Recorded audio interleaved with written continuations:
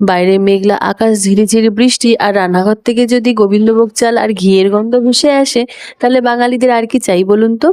আজকে সকাল থেকেই প্রচন্ড বৃষ্টি হচ্ছে, তাই আমিও দেরি না করে বানিয়ে ফেললাম সবজি দিয়ে গোবিন্দভোগ চালের খিচুড়ি। রেসিপিটা আপনাদেরকে শেয়ার করলাম, দেখবেন। যদি ভালো লাগে লাইক শেয়ার করবেন, ফলো আর সাবস্ক্রাইব করে অবশ্যই পাশে থাকবেন। প্রথমে কড়াইতে মুগ ডালটাকে ভেজে নিন, ধুয়ে রেখে দিন। তারপরে গোবিন্দভোগ চালটাকে ধুয়ে রেখে দিন। আমি এখানে সবজির মধ্যে আলু, কুমড়ো, ঢেঁড়স, বরবটি নিয়েছি। আপনারা চাইলে অন্য যে কোনো সবজি নিতে পারেন।